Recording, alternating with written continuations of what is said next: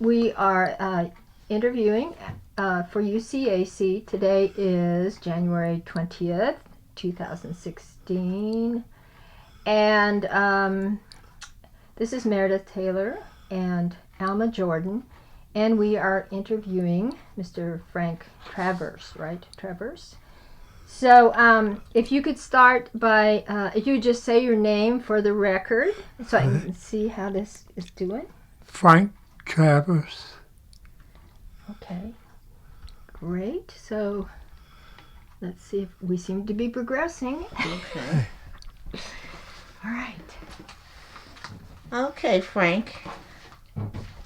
I'm going to start with some questions, and I'd like for you to tell me about your people and where you were raised. Oh, my mother. What's her name? My mother's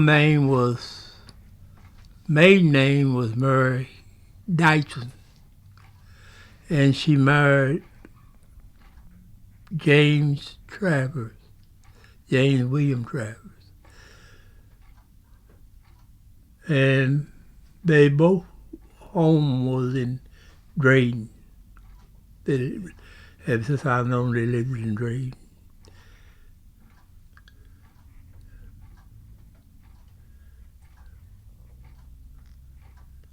And they had 8 little children. And it was 2 girls and 6 boys.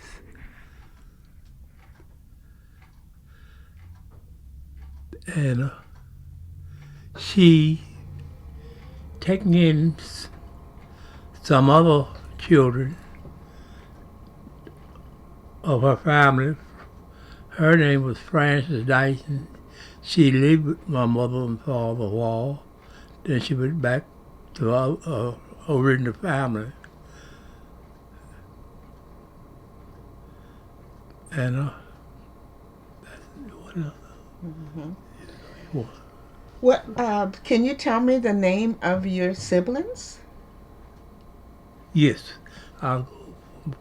Charles Travers, Esther Travers,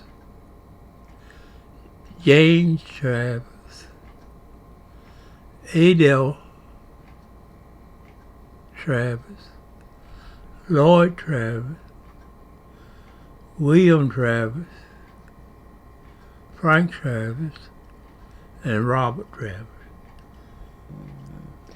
So where did you come in on the Travers family? What number were you? I was next to the last. I'm next to the youngest. What? Go ahead. I'm gonna tell you, I named them from the top on down to the last one. That's why I named them. Okay. So the first one is the oldest, next one up, I think. So. Oh, okay. Yeah. Okay. What is your earliest memory as a child?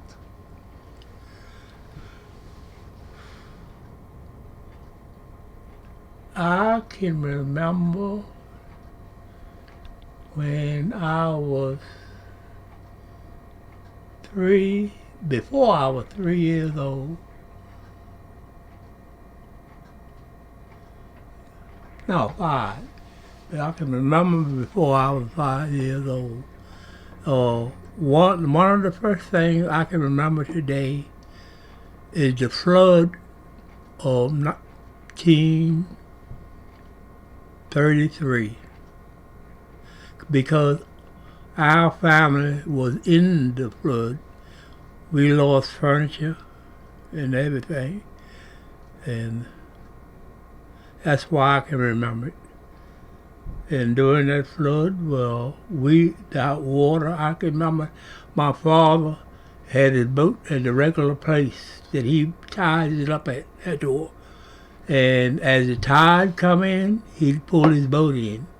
Tide come in, he'd pull his boat in. That was one morning. Same morning we moved out. And After all tired, he got up in the yard. He pulled his boat up in the yard. After all tired, he got up to the house. He pulled the boat to the house. Then he said to my mother, it's time for us to get out of here. And he went up on the hill and got a man named Norman Smith. He owned buses and he carried people places. So Norma come down there and got us. And we went up to St. Mark's Church in Valley. At that time, they had tents sitting all around the place where people went and stayed for the month of August, called it camp meeting. Everybody that had tents with them lived up there. And we went up there and stayed till the storm was over. And when the storm was over, Daddy come, he was watching the storm and coming back up there. Go down, watch the storm, coming back up there. The tides with the water. The water had to go down so we could move back. If the house wasn't completely tore up. But we did move back in the same house. And the first thing I could remember asking Dad when he said, was about the kittens. We had a cat, they had a bunch of kittens. And we saw her before we left there, took some kittens by the neck and carried them all upstairs. And that's the reason I don't know what happened to the kittens, but she was smart. She took them by the neck and by the mouth, come back and get another one and carry it upstairs. She had sense enough for that. And we saw that just we were planning on leaving. And that's all I can remember. On the way out to get on the bus, we had a hug, in a hug pile.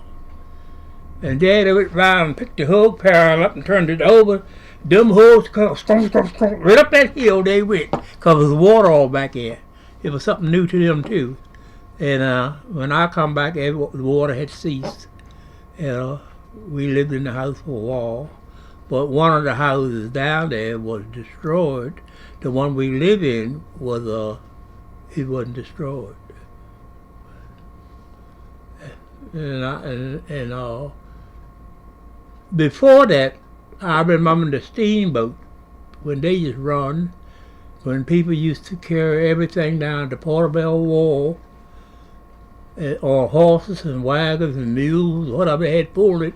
If it's stairs, they had stairs pull the wagon down there. Everything was shipped by boat at that time. There wasn't no main highways to Baltimore and Washington, but there were trails. If you know what I'm trying to say. There were trails up there, but it wasn't no highways, So everybody was using the horse and buggy. They carried the freight. Anything they had shipped to Baltimore, Washington, they carried it down to Portobello in Drayden and put it on a steamboat. And steamboat would carry it to Baltimore or wherever it was, Washington, whichever way it was going. And they would sell the tobacco that way and put it in hubs and put it on a steamboat and ship it. Well, at that time, sometimes they would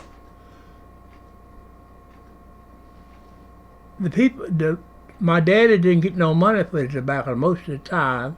He'd get a letter and say he owed for floor space in Baltimore, where they put it at. He owed for floor space. But he never received tobacco back. So I didn't understand that, If tobacco, nobody bought it, nobody wanted it, I guess they just threw it away. I don't know what they did with it, but I don't think they threw it away. And people who went to Baltimore and Washington, they went by steamboat. They didn't go by no bus or car or nothing else. Because very few people had cars then in my vicinity. And Piney Point vicinity, all them places had lighthouses. Steamboat would stop at the lighthouses and pick up people and drop off people and pick them up and drop off freight and pick it up. And they go to Washington by the Potomac River, and they go to Baltimore by the Chesapeake Bay River, and stop in the tributaries to pick up things and go back on the main river. And I remember that because I used to like to hear the steamboat would blow. And I was a child, I just like to hear it blow. And I'd run out, Mom, the steamboat's coming, hear it blowing. It would blow right down the river. So people would know the steamboat was coming. When the steamboat got there, it would cut the motor off out in the river. Then the tugboats would come along and run upside the steamboats and lash on. The tugboats would bring it in because the steamboat was so big, if you had brought it in, the force from it would pull the wharf down. So that's why you just stop it out in the river and hook on the tugboats would bring it in real slow and bring it to the wharf, and they place it where they could unload the freight and the people. Then you wouldn't slip right down because it was tight, secured, good. And we lived right there by the wall, almost. I would say we lived maybe, say, not a quarter, but about a quarter. No, it's not. It wouldn't be a quarter of a mile. It wouldn't be a quarter mile. We lived from state to state. We could see, hear the people talking right from our house. Then sometimes we go over there and see the people unload. They carry the cattle, the horses, the pigs, the chickens, the ducks, and everything down there. And I can remember that still. And remember it well. And no tale nobody told me, I remember it. I was born in 28, and the flood was in 33, I mean. Mm. So that must be around, 5 years old at that time when the flood came. That's a wonderful description. Mm. It certainly is. Now, you talked about your dad and tobacco. So how did your family live? What was their livelihood? Our livelihood was, in my first remembrance, our livelihood, well, Daddy always farmed, and at that time there was a business going called bootlegging. They go in the swamp and make the money out making swamp water. And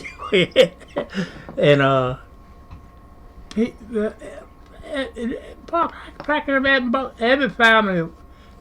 every family, mostly, they could get in that, was in it because they got the liquor free. They didn't get paid a whole lot of money. They give them a gallon of liquor, or wasn't a whole lot of money in it. It was more like taking care like slavery was. They take care of your thirst. It's more like that. But you work, because a lot of people went back and they stole. After they closed it down, they would go back to their own place they worked, and they would need some liquor and get it. And that went on all the time with most everybody. So that's the reason why they made a lot of it, so that the workers could get some, and they could have enough to sell at all. And by the way, when I was in school, I had a brother, William, that's old I was. And I had a first cousin, Thomas Dyson. He was old I was. And I don't know where they learned it, but one day evening, they carried, I went along to school with them. They went to the still. And they told me don't drink none liquor. Because they were older than I was. And I didn't drink any. but they told me I could drink some of the mash. And that's the same thing that makes you liquor out. So I got feeling good on my way home. And what I did, I got me, my lunch bucket had 10 lunch buckets in it. All you use a molasses can with a top on it, I don't know, but that high. That's what children carried to lunch. If they didn't carry it in a paper bag, they carried it in that. So I filled my lunch bucket up with sugar. And what I did with the sugar, what we three younger brothers did, we used to like to imitate the older folks.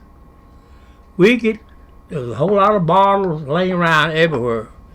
So we got the half-pint bottle, we're down the spring and fill it up with water and take the sugar and sweeten the water. Then we get up, we had 3 people that was related to us. That was Daddy, my mother's brother, and George Whalen.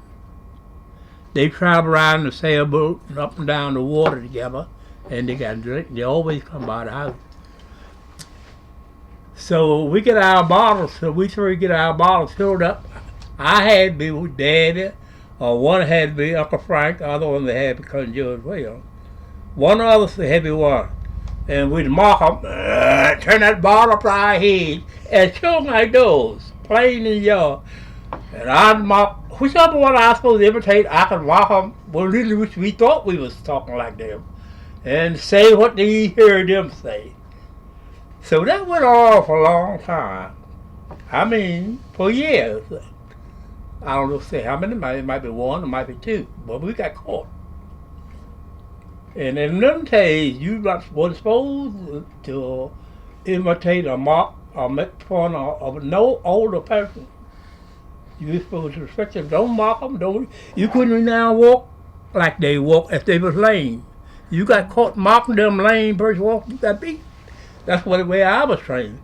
So, Mama was in the kitchen. We was outdoors, right behind the house next to the kitchen. She had the window up and listen to us sit there and took her everything we said and watched us mock our daddy and our uncle and our cousin. And she didn't say a word to us about it. She waited till we done something else. Then there's something else, whatever it was, when we got a beating for that, she'd beat us for that first. Then she'd stop beating you and tell you for every beating she made. You remember that day y'all was outside the house kitchen? I had the window up and y'all was mocking your father and my brother and y'all's cousin? Then she hooked you for that. And that's what I got been beaten for. This one, we got it. But we had a lot of fun in doing that. And I'll tell you something else that used to be my youngest brother and the brother old and I was in the middle. Them two, Rob and William, was just alike. They carried on and do things. So when Mom would come in from wherever she'd been to, they'd run way up the field side and tell her whatever they had broken up or dropped or intentionally, they would have it had a school mama walking back. I don't go meet her that way. I stays at the house.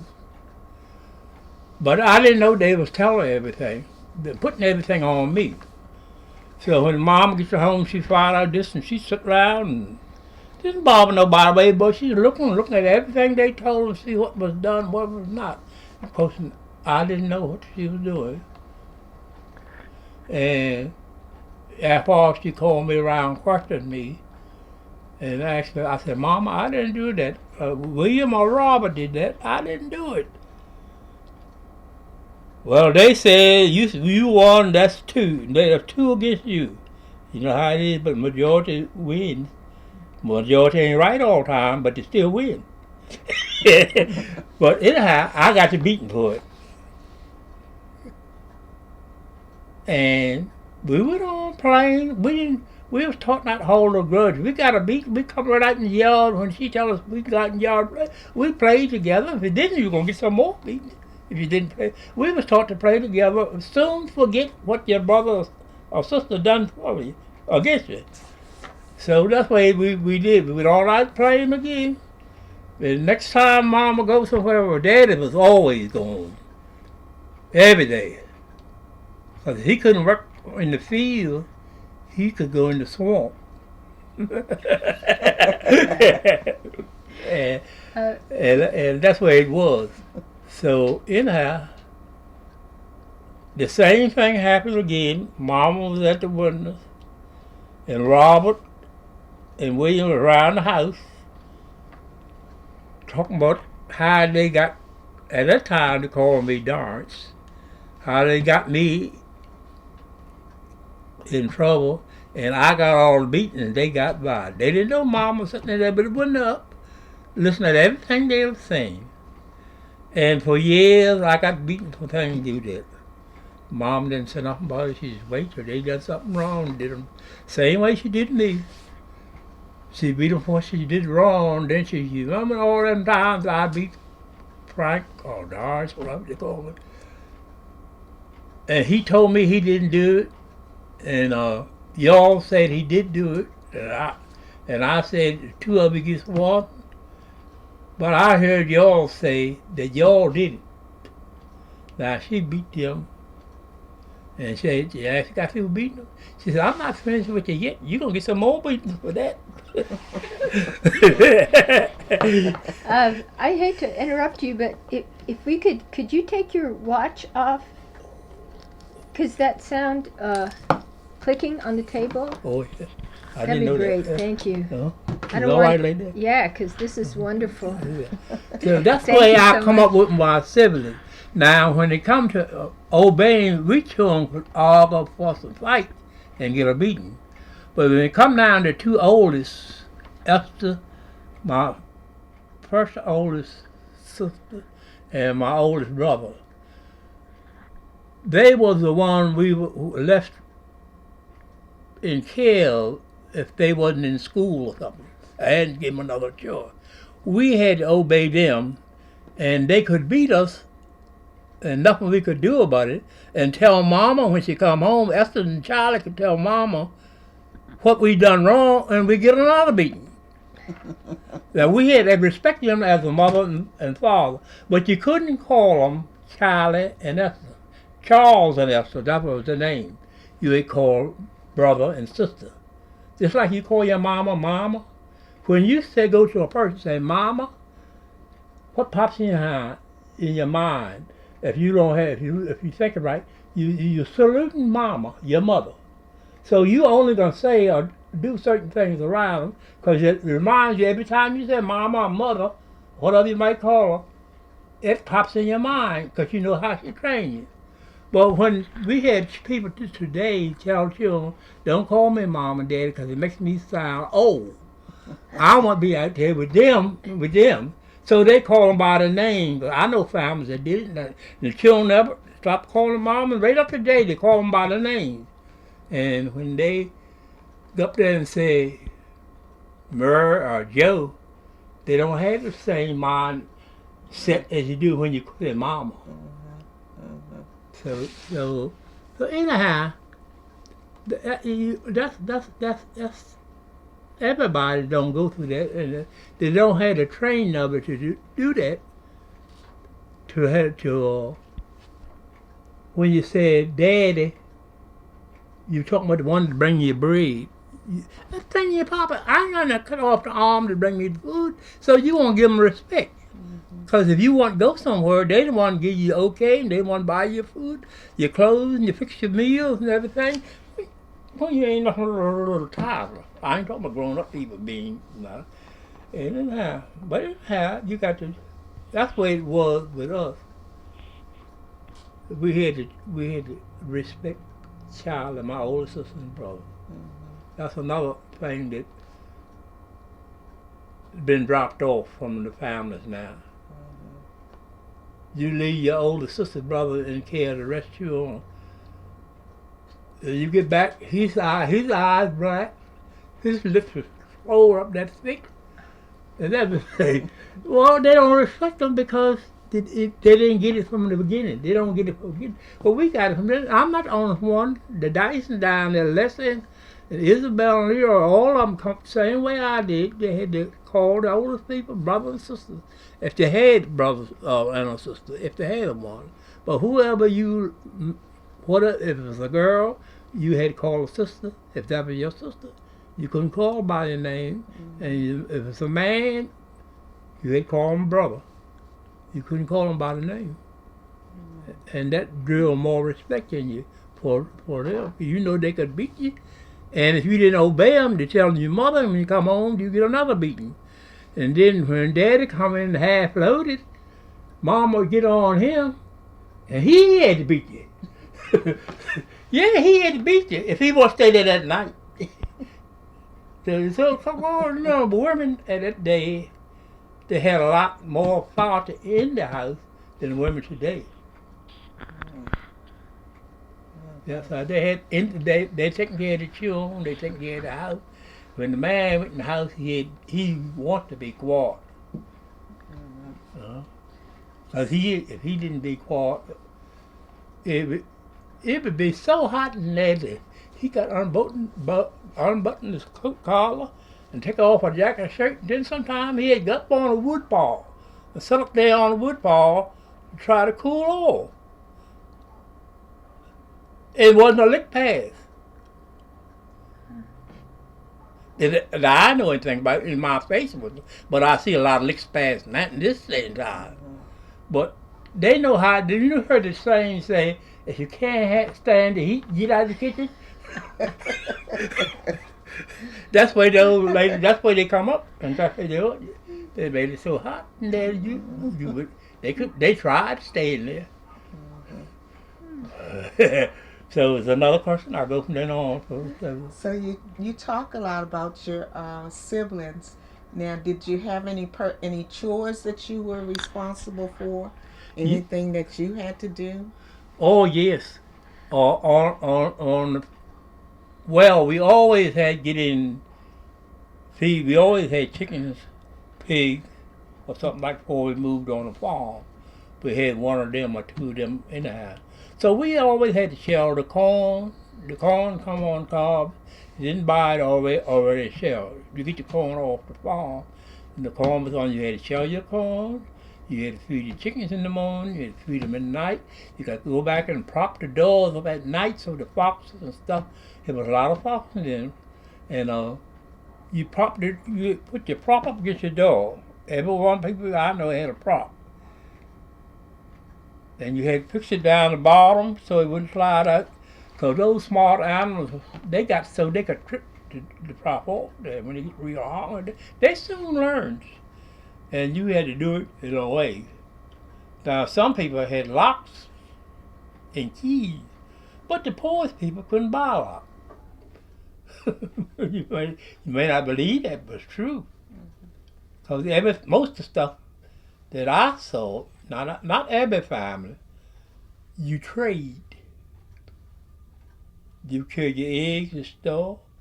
If it was 5 cents a dozen, you had 10 dozen. That's 5 times 10, that's 50 cents. They give you an IOU piece of paper with 50 cents on it.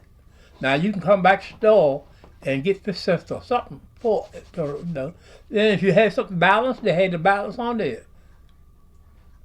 And that's where they did. They trade everything, mostly everything. You didn't get a whole lot of money for what you had. And that's the way it was with that part. Do you feel times were better or worse in those days than they are now? Well, I would say the time I didn't come along when the beat you with you. I mean, come along when the parents did it, not the people you work for. I didn't have none of it. But I do know some in my day, after I got grown, I saw them get kicked right in the behinds and beat too. I looked at it, seen it, that worked for people. And that was a long time after people was supposed to have been freed. But we still have slavery right now. But, we so busy looking and wanting to go in places, so we don't see it. Only certain people sees it, and they're afraid to talk about it. But there's a lot of people out here in slavery. A lot of people get beat if they don't do.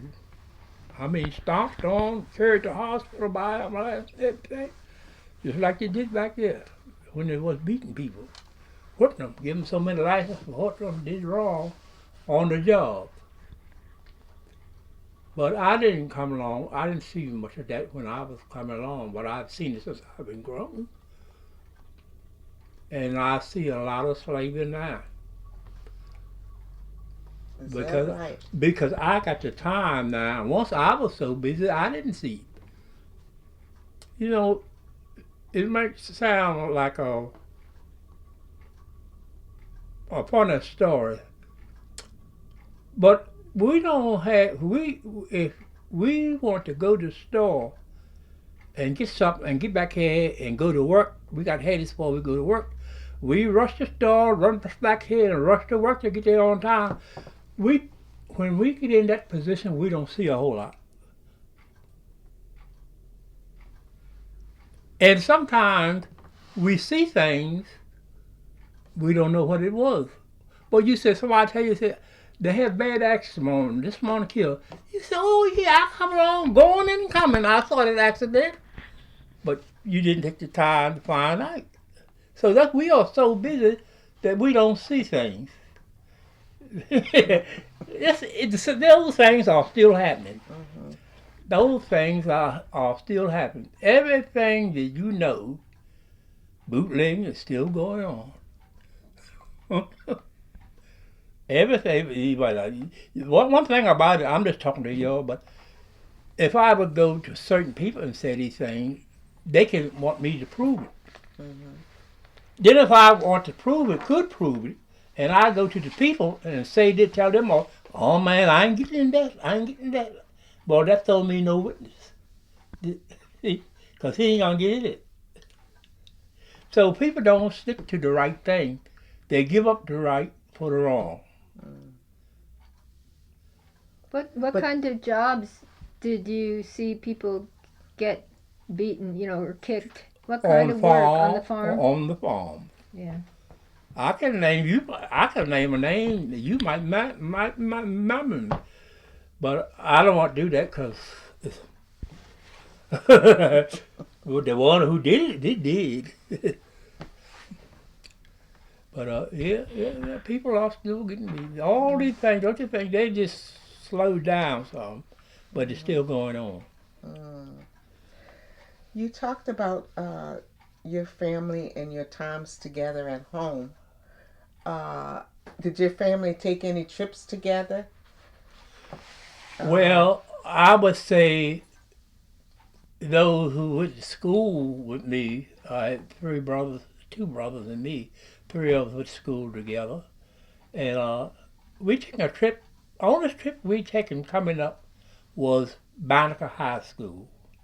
Once a year, they called it Fields Day. Everybody got up there and play games.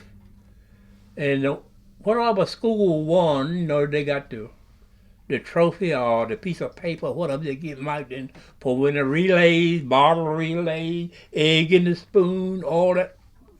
I guess you all heard about that, but I played that stuff too, because I was in school, and if you was in school, you were persuaded that was part of your class.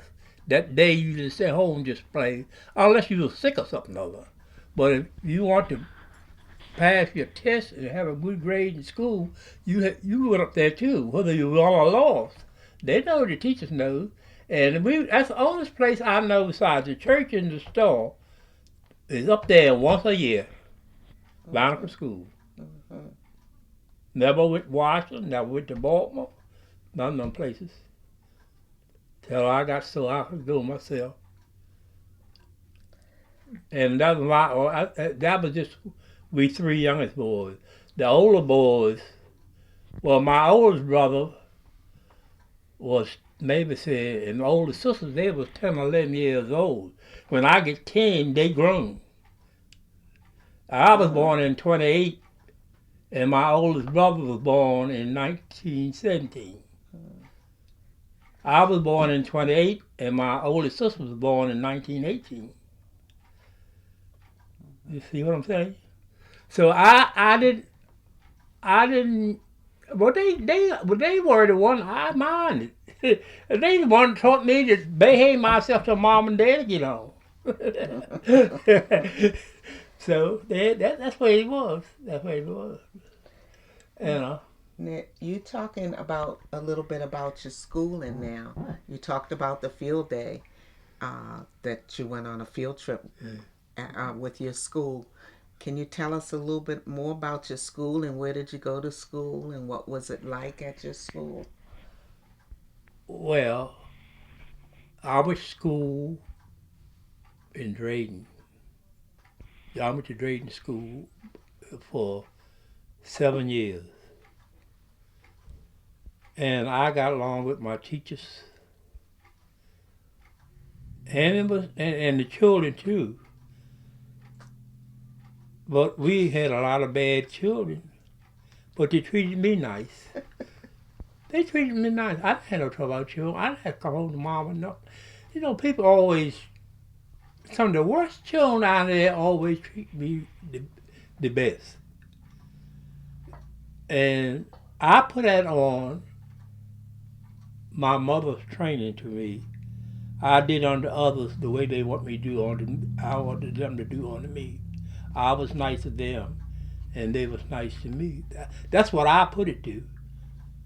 But I didn't think I was no better than nobody. That's what it didn't bother me, and I didn't bother them but the wrong thing. I was taught right from wrong. I didn't call them no kind of names. But there's other people cuss them out, call them thing, and they fool. But see, that's the trouble. I got along good in the school and with my teachers too.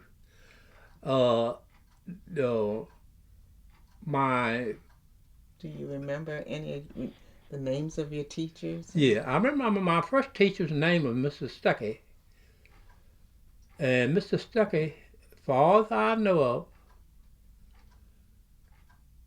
we got along good. I was one of his boys. He brought me lunch to school because we was right poor. He'd bring an extra sandwich and give it to me and everything. I think his wife and my mother was like this here, and he appreciated that as me as being a family and with all his children.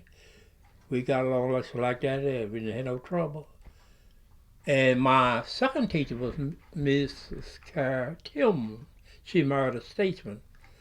And I got 5 cracks out of her one time, and in about 3 or 4 years she was there, that I was there. I graduated while she was there. At that time, you graduated in 7th grade from that school. When you start your first year in high, that's the 8th grade. So I got along right good with the people and going to school. I didn't have the trouble the other people. But I did have one, I had trouble with one person that was my schoolmate. And we are the same age. But all of this never happened in school. It always happened when when their parents go to work and my parents go to work, and we would go to his house, and he would go to his house, or he would come to our house, whichever it was, we got along just as good till the time to go home. When the time break up, he always wanted to do something evil to break up time. Yeah, I ain't gonna go through all what he done, but that's the only person that I had any trouble with at school. So that didn't happen at the school. But we were schoolmates. We were same age people. With the same school, no, same teachers. But at school, we were good. We boys got by ourselves. He was rough when he wasn't at school. And whatever happened, smart boys don't tell mom and dad what goes on. Because if a child beats you, and you in a fight, a child beat you, that's what beating. Then when mom and daddy found out, mom gonna beat you. If daddy come on, my daddy come on half high, he got to beat you. So you gonna got 3 witnesses for one thing. So I learned not to tell mom and daddy when things went on wrong.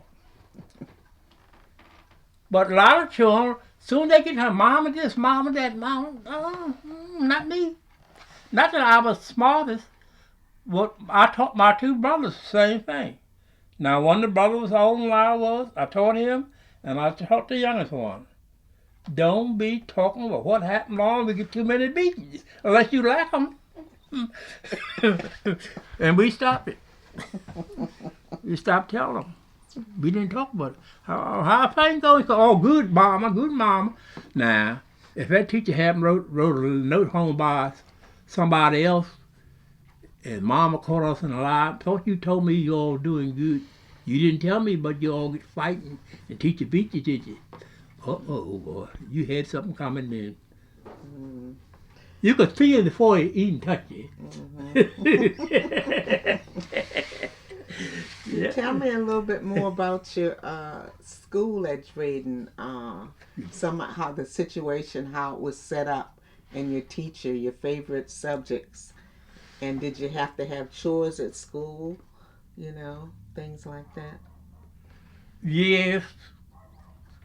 We had chores at school. We had getting wood, bringing it in school so we could stay warm in the winter time. We had to go a quarter mile, I would say, a quarter mile down next to the river, down the hill to the spring, and bring the water back at school. So you have a water bucket in school, and you had a dipper with a long handle. You had to go to the spring and get it. There wasn't no water in the school, none in the yard.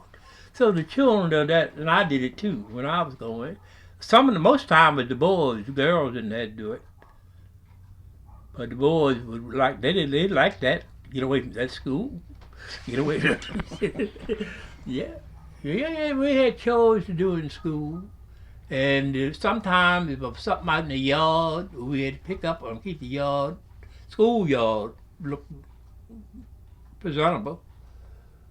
And where maybe say somebody ate lunch outdoors and threw the bag in the yard or whatever. We did that. We didn't have nobody coming in on paid list to keep the yard clean and get the wood in. The only thing they paid is the man that bought the wood there. Sold the wood up and put it on his truck and bought it there. He gets paid by the state of China. But all other stuff, the children did it. All other things, the children did it. And they didn't get any pay. Now, they might got some pay. They might got some favoritism out of the teachers. I can't say they didn't get any money. They wasn't paid for doing that, but they might give them an apple or a banana, and that was a lot in that day. Come on, I'll give you over a BB bat. What was a typical day like? Like, how did it start off? Or, you know, when you think back to like one day at school, what was the day like? How did it start? When I first started going to school, I didn't want to go to school. And Mama tell me to go to school, and I went along with the children a certain distance and stayed in the bushes a while. I didn't know whether Mom was going to work or whether she was at home. But I would come on back home, be walking real slow and everything. And next thing I go in the house, there was Mama sitting up in my house. Boy, what you doing back here? I couldn't give her no answer. But she knew. And she'd put something on me. And sometime I got back time enough in that morning that she walked me a certain distance to school. And after she turned around and go back to the house, she wouldn't go right straight back to the house. She figured I had the same stuff in me. She going back a certain way and get behind a tree, a bush. And here come me walking back real slow, think Mama's going on. She catch me again and she break a bush right there and wear me out. And I finally got school that day. But after a while, I got tired of that. You know, sometimes you get sore and you can't sit down the way you like to sit down. And you get tired of them sore places, sitting on them sore places, and they hurt. She just decided you going to school, and I said too, Mom, I'm going to school. And I didn't have no more problem after all. She made up in her mind, and I made up in my mind that I was going to school, and that's what I did. And didn't have no more trouble after that. But I was very stubborn. I was only one of the children I know that Mama had to fall out and mourn and hide in bushes to get them to go to school. Now, she might have happened to some of the older ones, but I ain't never heard it talk. And I've been around all of them talking, telling tales on themselves, but I've never heard that only by me, or the only one. So typically, though, when you got to school, what was your day like? Well, the one thing you had to tell the teacher what you're doing late, and I told them what I doing late. And by me being in with the teachers as far as treating them nice, and they treat me nice and bringing me sandwiches and everything, I got by with that before them punishing me. Because telling the truth means a lot with some people. If you are honest and tell the truth,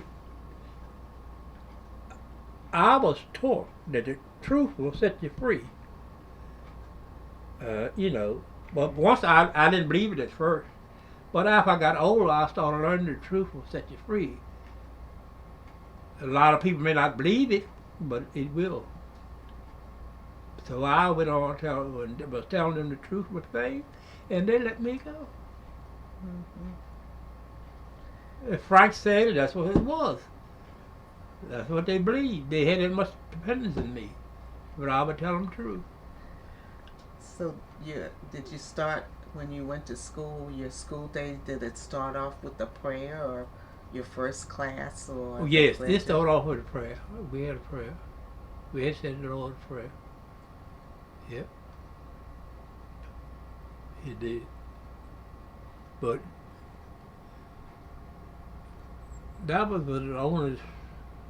Oh, we had sang a song too, and we had say the pledge allegiance to the flag, United States of America, and put our hands up or something like either this way or that way. It was when you say that. Yeah, we sang a song too. Oh, beautiful spacious skies and pay attention to me now. I'm getting old. That's some kind of anthem we sing, and yeah, we would sing. We had said that. Get up and salute the flag and all that. That one nation individual under God or something. No. Yeah, boy. So did in your class or in your school, did you have classes together with the higher kids, or did you share the classes? And what about your books and all the books was hand-me-down. All the books, the pages were turned up, one page tore out, another page tore out. But there were, we get a box of books, but there were one or two books that was good.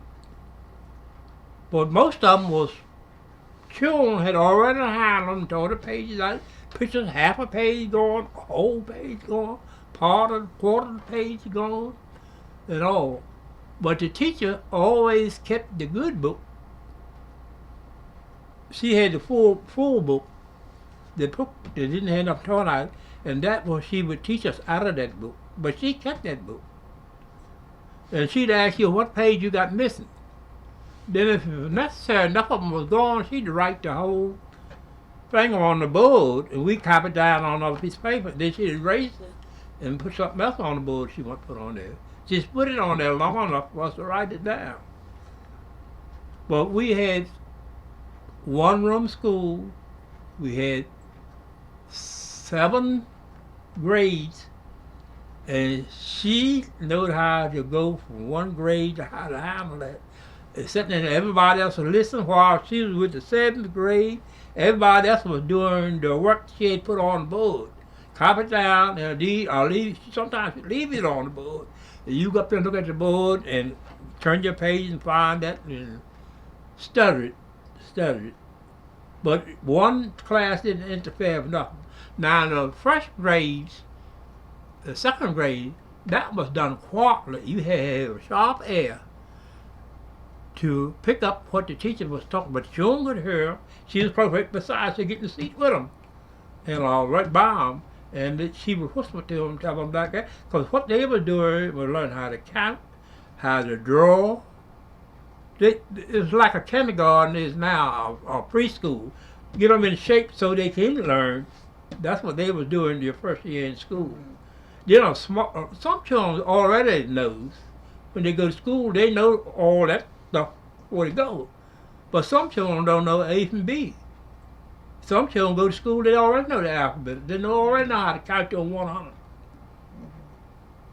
And some know students, so that she didn't hold them back because they were smarter back with the ones that didn't know. She worked with both of them. She worked with both of them. And he did too. But the first teacher, Mr. Ducky, he was a tough man. And I'm not saying this contradicting what I said, but getting to school last night, he was tough on that. He'd come in the morning, and nobody wasn't saying nothing, do nothing.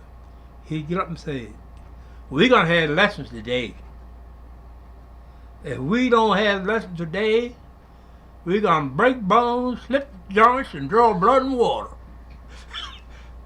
And that's all he said. Neither child said nothing back. But that's why he introduced himself. Because I maybe said the day before, they had a lot of problems, a lot of stuff went on, and shooting went on. But today we're going to have class. And everybody knew it, and they settled down. Wow. I'll never forget his saying.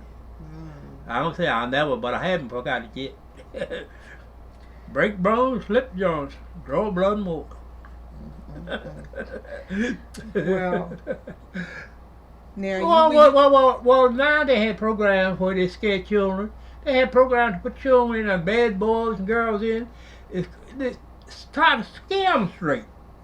Well, I don't say it since I learned that, and they doing it now. Mr. Stuckey wasn't wrong. He just tried to scare them straight.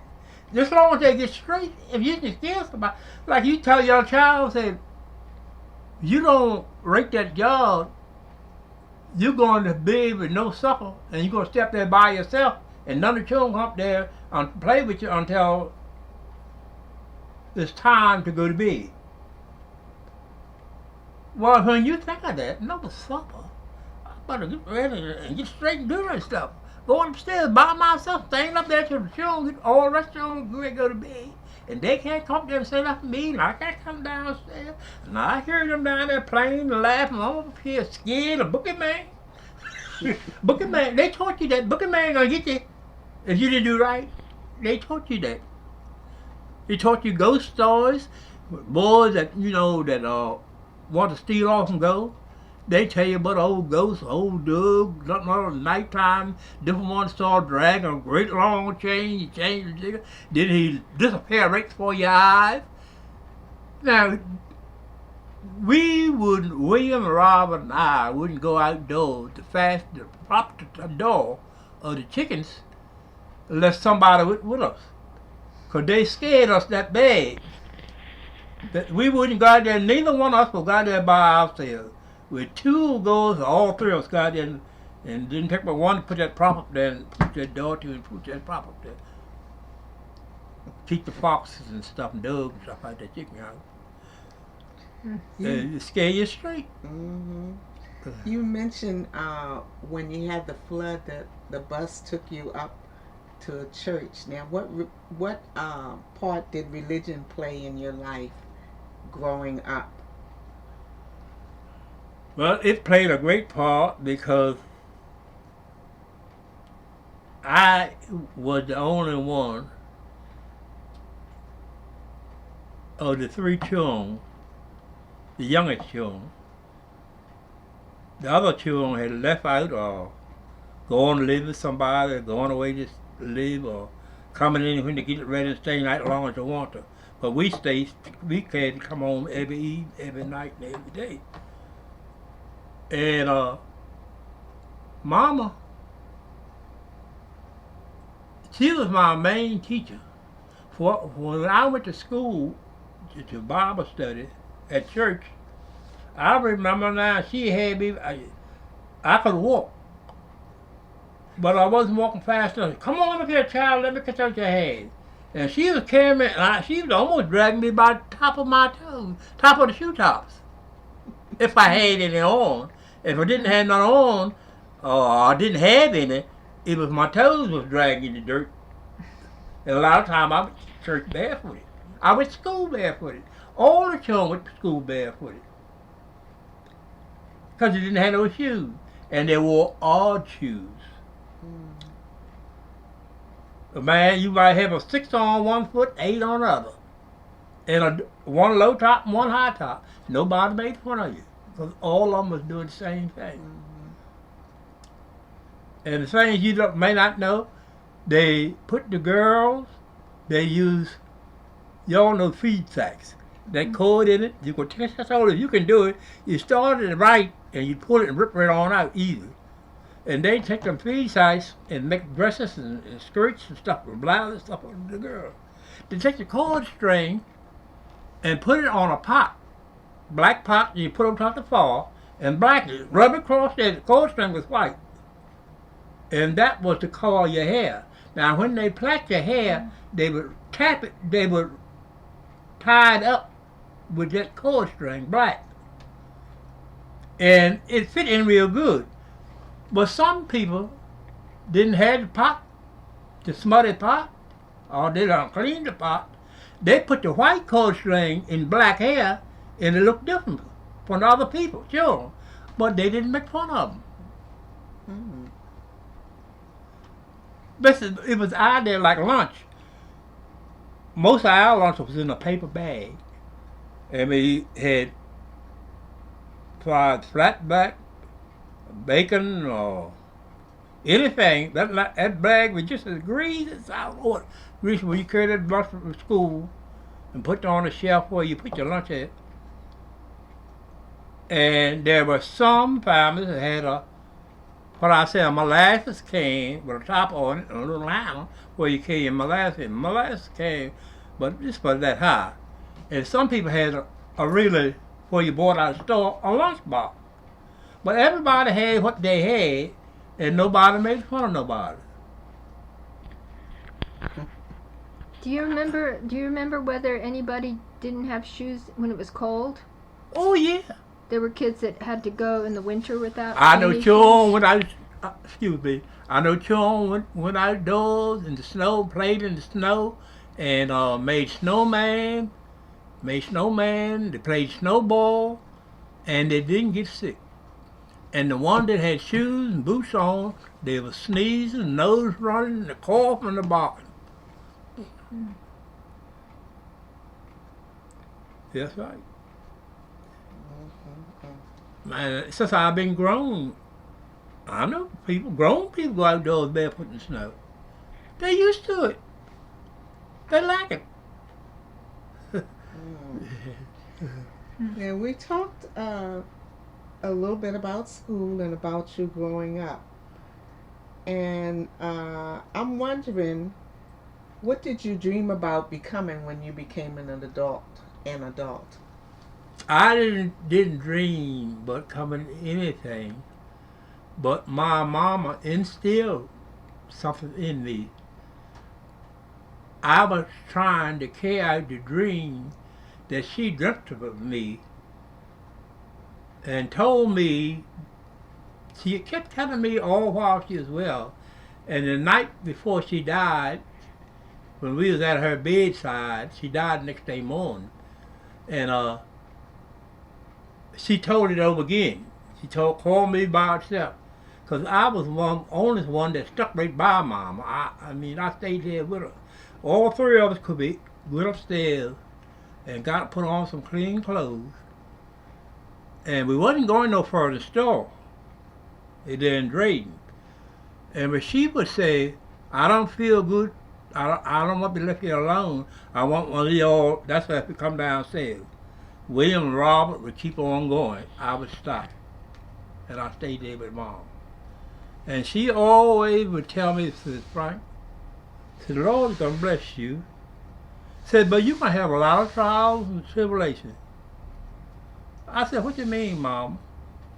Because when you're doing good, she said, the devil don't like it if you're doing good. He always trying to get you tied up in something, get you to do something, say something wrong. But them ones that's doing bad, he already got them. That's what she taught me. And whether she's right or wrong, I believed her. And she always told me, whatever I did, you do on the other one. Look after sick, because I looked after her. I was on in the house. You know, I cooked. She laid in bed and taught me how to can. She laid in bed and taught me how to do everything because I was waiting on her. And you know, she wasn't supposed to eat no salt and food. So when I fixed my food, when we sat at the table, I didn't have no salt there to make her feel guilty because she liked salt. I ate the same food she ate and the same thing she ate. So that made her, I can't say what it made her, but it didn't make her, well, it wasn't temptation. Put it that way. I didn't tempt her by me shaking the salt and setting it right down here before her, and she ain't supposed to use it. So I ate my food the same way. Well, in the years come, now I'm not supposed to eat no salt, and it don't bother me, because I don't use no salt. Never did. After Mama got sick and died, I didn't go back to a whole lot of stuff. If you fix something for me right now, whatever you put in it, I'm not going to add no more salt in it. I don't care how fresh it is. But I'll tell you one thing. I do like salt on my eggs and fish, but I can eat it without it. I can eat it without it. But she taught me those kind of things. And that's why I try to care. All my life I've been doing for people. And I'm not boasting now. I've been caring, bringing people as far as Baltimore and Washington Hospital all my life till I got down so that I couldn't do it. That's when it was. And I'm still carrying them and bringing them. And I got people carrying and bringing me too. And because I don't drive the long distance. People carry me carry me up to Holy Cross. That's up there in Silver Spring. People carry me up there. People carry me Charlotte Hall. People carry me to cross the bridge in Prince Frederick. But I drive myself London Town, Louisville, and around to Election Park here, because I got a mini doctor. And I have always sometimes other people in the family that need doctors. And that's as far as I drive. But I got people that look after me for a long distance trip. Well, I'm still being blessed. Blessings, like my mama told me. She told me, and I believed her. And that's why I can live and trying to stay out of debt. But it's a hard job to do. And when you're getting a X amount of dollars a month and your bills are more than what you get. Now, if you're not getting about $100 a month and your bill is $120 a month, how can you catch up? You can catch up. But see, you pray, ask God. He said He'll give you what you want and what you need if you ask Him. So I asked Him, and He makes the way for me, and I believe it. God makes a way because He's a heart fixer and a mind regulator. And you can bring me something right here with no charge, no price on it. When the next one comes here, he wants money from the start of his house to here. And to go back, he wants that money for both ways. And you'll bring me something for nothing. So God always has a ram in the bush for you. If you don't treat me right, she might treat me right. If you don't do what God say do, she might do what God say do. But this is our job. Am I getting off course? This is our job to look out for each other. Now, man wants us to be independent. That's what he teaches you. You go to work and do this, and you'll be independent. You can't be independent and live on this earth. You depend on everything you get. You depend on somebody to make it, bring it here where you can get it at, like the papers. You don't go to Washington and pick up your paper every day. You depend on them people bring them papers wherever you get it from. You can put this in your box, and some of them throw it in your yard. See? You don't know. If you want some apples and oranges, you don't go down Florida every morning. You want a half a dozen oranges and buy them. Somebody done put them oranges, ship them up here, and then somebody, maybe to Washington, and somebody in Washington got them and bring them down here to the store in your vicinity. You can't live independent. Right. Now, I don't care how much you try, you need somebody. If you have never need nobody, you're going to need somebody before you leave this world. Put that in your pipe and smoke it. And say, Frank Travers told me that. But man will lie to you and fool you. God, whatever God say He'll do it. But you got to do what He say till you do it. That's true. You got to obey Him. Then you'll be without wanting anything if you do what is right. You don't worry about not having no food. Tomorrow you don't have no money. Somebody gonna bring you some food. Or you going somewhere and get some money. Somebody give you some money. Some way or another, it's a way made for you. And He said He was the way, the truth, and the life. So if you want to find a way, follow Him. If you want the truth, listen at Him. And if you want to live a life, obey His word. That's true. Mm-hmm. Well, before I forget, I wanted to know what type of work, Frank, did you do? Were you in the service or? No, I'm gonna tell you about that too. Now I had six of us all got males, 6 brothers. 5 of them went to service, and I didn't go. I was the only one that didn't pass none of the tests. My health was bad and everything else, and at that time they give you 4F for not passing. That's the name of the card they give you. Walk around with a 4F card in your pocket. Mm-hmm. And anybody who read before know what that card means, that you wasn't qualified to go in service. So I went along with that, and the people used to tell me, "Oh, your time, you was no count, you was no good." I smiled at them, but I didn't know what I was smiling for. But I just don't let nobody get me down. See, I act was fun, but it wasn't fun. But that's the way I acted towards them, and they laid off me because they couldn't tease me about it. So, but they wanted to. The only one in the family was no good. Well, then I look at it another way now. I'm not boasting, but out of my 8 head of people, I'm next to the youngest, and I'm the only one living out of 8 head of children. Now, why am I here this long? And I'm 87 years old. And if I make it to, which I believe I will, till May, I'll be 88. And that ain't 5 months. But I can go right today. I know that. I can go tomorrow. But it's a blessing somewhere because I've taken care of my mother. That's what I believe. When the rest of them kept on going, I sit down. With my clothes clean. Wasn't no fancy, expensive clothes. Because we had all our school clothes. And they're like, we come home from school when they're dirty, and we wash them, and then we iron them to wear back to school next day. Every day? Well, we didn't get them dirty every day.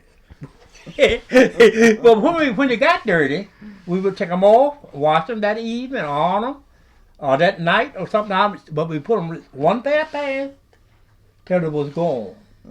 One pair of shoes until it was gone. They was lucky to get them. Their parents had to work hard. They didn't get no money. You know what they got? You know what? In my time, you know what I got for sun up to sundown? $1 from sun up to sundown.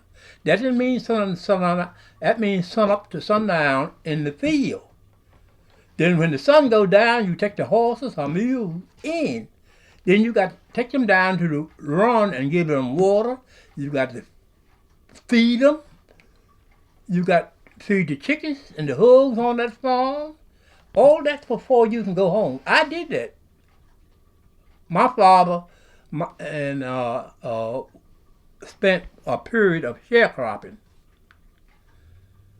and he didn't get any money. All he got was a share or something like everything he raised. Now for our bread, we was given so many bushels of flour and so many bushels of corn. We took it to the valley up to George Cecil's, that corn and wheat up there, and he ground it. And a bushel of wheat is already measured out to you, so you know. A bushel of wheat was so many pounds of flour. And the price of the flour was there, already when you were there. If you carried two bushels of wheat, so much flour. All you do is carry it and sit down, put it down, sit down. He go and get the flour and put it in the bag, measure it up, give it to you. You can go on home or go on over to the bar and get drunk. I couldn't, but because I was from the child, my father was going to the mill. I couldn't, but they did it. And you couldn't go in the bar with them. Catch you in the bar to put foot in you. So your father was a sharecropper, and did you do that work too? Were you a sharecropper? Way they did on the farm then, every boy that could work, he worked to help his father. He didn't get paid. The father was the one that sharecropper on the farm. Your children help you and make it easy on you. I know one time I asked Daddy, what something other they got it. I said, Daddy, where's my share? Just because I could kid and play with Dad. Daddy was a man that you could joke and carry on with. So I asked him, I know that we were going to get enough. I said, where's my share? He said, you eating it now. Sitting at the table. He said, you eating it now. That's all you're going to get. That's all he got. Mm-hmm. I know one time we raised around 35 or 40 head of pigs till they got big enough to shut up. The man that owned the farm, he come in one day, Daddy wasn't there, and he wanted to gather up all his pigs. He go ship them. We three children, we chased them pigs. We had fun. I run them pigs down. The one that couldn't jam up to put on the truck, some of them gets away. And we caught the pigs. We was tickled death. We thought we were doing something. And load them pigs on there. You know how many pigs they give us for the winter? 2. That's all we had to fatten. But when we didn't have to feed them, we could use the same corn and feed and stuff we raised on the farm. And to give it the cow, we got the milk, the buttermilk, and everything goes along with milk. But we never got a calf. He got all the calves. Well, the chickens, he didn't bother with. The ducks, he didn't bother with. The turkeys, he didn't bother with. We didn't have a whole lot of that stuff. We were too busy. And as the boys got older, they left the farm. And they left home. And that left us on the 3 youngest ones. We learned how to hook up horses and mules. We had horses and mules. We learned how to hook them up to the trace chains and put the car and everything on them and learn how to unhook them. And we went out in the field with our father and pulled weeds like the corn, like the whatever it was in, we was doing it. And then we become helpers to Daddy. And after all, Daddy moved off the farm. And another man, white man, come along and started sharecropping on the farm. So and what did you do when you grew up? What kind of work and what was your livelihood? Well, when I grew up and started working, I worked on the water, I worked on the farm, I worked at sawmills, and I worked 6 months at Arlington Cemetery. Oh. That was temporarily. But see, out there, they only give you, if they didn't want to make you permanent, they give you 6 months and lay you off. Then they come back and hire you again. And then they lay you off again. So you never come permanent out there. Only certain people that they want, that's the way all the government jobs did back there. When they were getting temporary 6 months job. But I did all right on it. I made a good living. What I mean, so far as taking care of my mother and myself. Like I did. Well, how do you feel that life is how different is life today than it was back then? Well, I find it, to me, just me personally, I find it better back there. Well, because I said before that I wasn't the one to be beat or kicked on by nobody I worked for. But I've seen other people get kicked and worked on when I was. But since I wasn't kicked back there, at those days, it's not the idea of somebody giving you something, but it's a good thing for people to have heart to look after each other when they're sick, when they get burned out, when the snow's on the ground, when you lift this window up here, snow falls down in the floor. Every fence rail you saw around the farm, you didn't see them no more when it snowed. They were covered up that high, snow, fence rail, well, I say fence rail was that high, but 4 feet high. If that ain't 4 feet, but 4 feet fence rail. And you didn't even see them no more. And when it snowed in November, you didn't see the ground no more till spring of year, or whenever it turned warm. The most of the time, rivers, I've seen people come from down Piney Point, St. George, skate all the way out of Drayden too, skate all the way around there and skate over to Virginia and skate back. From St. George Island. And in St. Mary's River, I know people just go across the Brooms's Wall. I don't know if you heard of that or not, but there's a lot of bootlegging going on there at that time. And they would skate across there and get what they want and skate back home. And they carried a pole along with them, a long pole. It might be from here to that window, that pole would be. And then if you break through a hole, you hold that pole right, that pole would hit the ice, the hard ice. Your body would go down the hole, but you could pull yourself back up on the pole. Because each end of the pole was on ice. Just like my hand, my body's here, my body's going down the hole, but right here on ice is ice, right there on ice is hard ice. But you run in hard ice that you can drive a wagon across, if with wood on it and oysters on it, you run into them soft places. There's a soft spot, and anything like you get a brand new tire. You hear people talking about soft spots in tires. You get a brand new tire, and it ain't no good. You got a soft spot in it. And that's where rivers and waters are. It's always ponds are. Like you had the pond down at Great Middle School there, number 1. There used to be a pond down there. People's school children skate on it. But a whole lot of them broke through on kind of soft spots. It didn't freeze the same all the way over. And that's what you call good and evil. See, good and evil is what everything is, what's going on now. It's good and evil. Evil and good can't get along in the same place. Evil is fighting against good. Good is fighting against evil. That's where our war is. So, what do you think is the biggest change you've seen in our country in your lifetime? The biggest change. In your lifetime. Well, in my lifetime, the biggest change that I saw in people is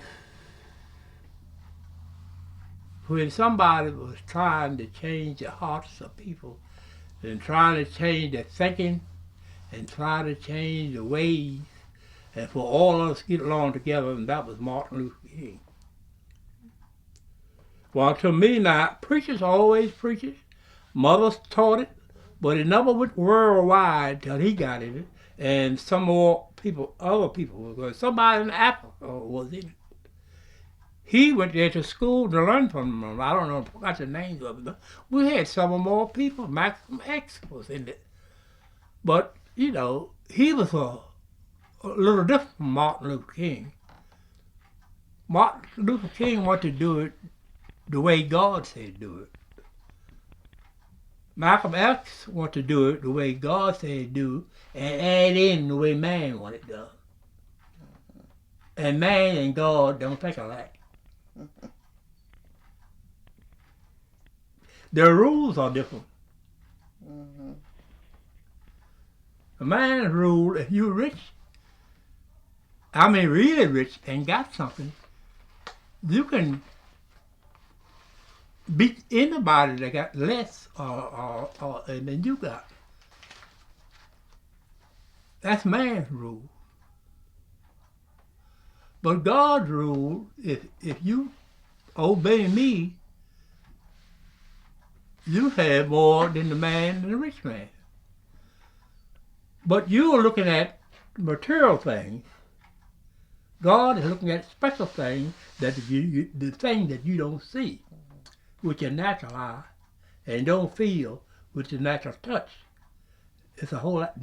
And I call them, what I call them is forces. These forces in life, what makes you small? You don't see what makes you small. You can't touch it with your hand. What makes you hate? You don't see it with your eye. We're supposed to be kind. God, fruits that we bear from God is kindness, peace, joy, happiness, self-control, all that stuff. But man is let me put it this way, what man says. Every man is for himself and good Lord is for us all. That's what man says. Every man is for himself and the good Lord is for us all. That's what man says. Very good. Uh-huh. Thank you. Mm-hmm. Enjoyed that. Yeah. Boy, you really told us something.